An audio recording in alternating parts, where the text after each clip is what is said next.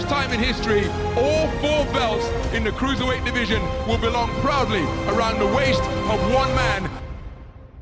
James Elder, iFL TV MTK Global. With me, I've got the Commonwealth, a new British champion, none other than Callum the One Johnson. Congratulations on the win, Cal. Thank you, James. Feels like it's been a long time coming, but before we get into that, let's talk firstly about the fight. Put it into your own words. Listen, it's, my dad told me from a young teenage boy I was going to be a champion one day, and I'm just proving him right now, and I'm starting to believe him finally. And everything I do in life and in boxing from this day forward, and from day one really, I owe it to my dad and my mum, and I'm just so happy and so proud I can look up to the sky and say, we did it, Dad, we did it. Now I know how close you've been with your dad, John, and we're going to come on to that a little bit, but I just want to talk about the fight firstly. Did you feel that you had Frank go in and it was the right time for the fight to be stopped? Yeah, I mean, I don't know what you thought, but he was anyhow. It's a matter of one punch where I could have got seriously hurt. That's what I thought, and I think it was the right thing to stop the fight. I don't think he really knew where he was. But it's nothing that, it doesn't surprise me that I did that, because I know what I'm capable of doing, and I know how strong and powerful I am, and I knew, as I said in previous interviews on the press conference, it could first round, second round, last round, whatever. I know if I detonate that and it hits people on the chin, I can't stand up to it. It's that simple.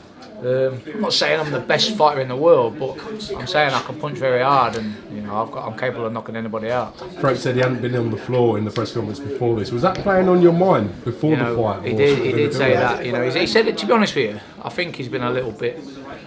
Nice one, thank you. The build-up, he's been very talkative, and he said a lot of things on camera. I've just kept quiet, stayed away, let him get on with it. So that's not my thing anyway. It is what it is. There's no hard feelings, but he has been very vocal, said this, said that, and look what happened. Saying he's never been dropped, he's never done this, he's blah blah blah. I've been dropped, I've done this, I've been this. Listen, what you say on camera really doesn't matter. It's what you do on the night, and that's all I was concentrating on, doing the job on the night. Do you feel he was wrong to talk about the likes of a rematch potentially with Burton, and even Anthony Yard to a certain extent, having yourself sort of in the frame? Listen, I don't know whether. Listen, I don't think. I think it was all for the camera and trying to get inside my head. Frank's not stupid. Frank, as I say, he's a wise guy. I've known Frank a lot of years through the amateurs. We've not been friends or close or anything like that. But he's not daft, and he knew he was up against it tonight. And as like you say, I just concentrated on what I had to do, and I didn't want to say too much, and that's why I did it.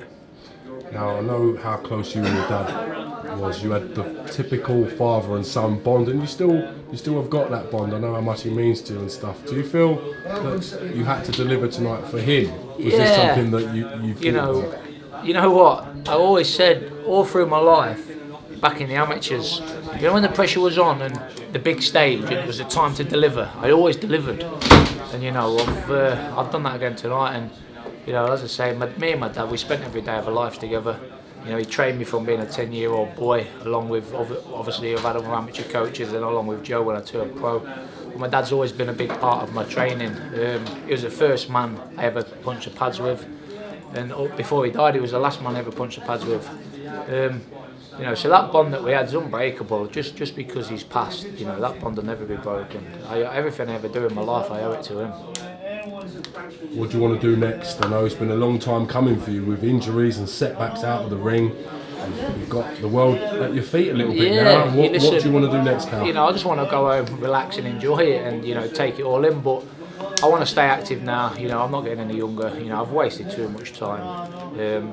But I'll leave that to Joe and Eddie. And listen, the doors are open. I'm sure we'll have a few different options to take now. And at the end of the day, ball's in my court now, and I'll call the shots.